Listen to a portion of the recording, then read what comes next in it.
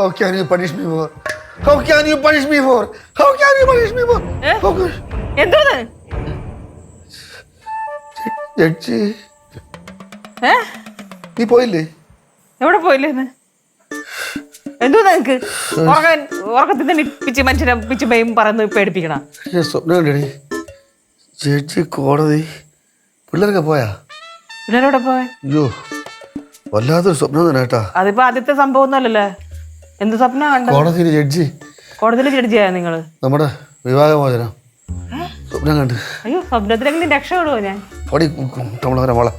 ആ അതെന്താണാവാലോ, നമ്മുടെ 30ാമത്തെ wedding anniversary അല്ലേ. ഇന്നലെ രാത്രി അത് സംസാരിച്ചല്ലേ കിടന്നുറങ്ങിയത്.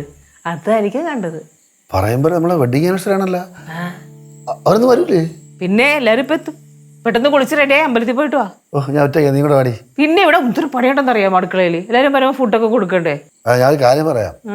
30ാമത്തെ വെഡിങ് ആനിവേഴ്സറിക്ക് തന്നെ അമ്മയച്ഛനും വരുമ്പോ ഇല്ലാത്ത കഥകളും പറഞ്ഞ് അവസാനം എന്നെ നാറ്റിക്കരുത്.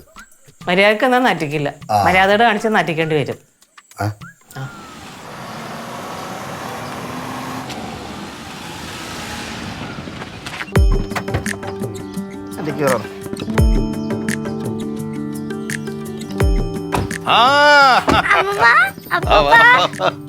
ചക്കരമുത്തേ എന്താ പറയുന്നു?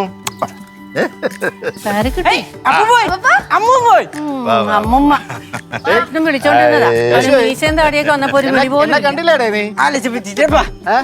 കോളേജിലൊക്കെ ആയപ്പോ നമ്മളൊക്കെ മറന്നല്ലേ? ശരി.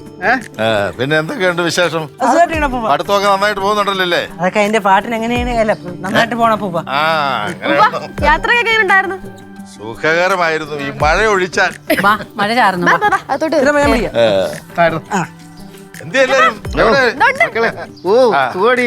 ആരും ഇല്ല ഇവിടെ? അമ്മോ രണ്ട് അപ്പൂപ്പനും അമ്മൂമ്മയും വന്നേ. എവിടെ?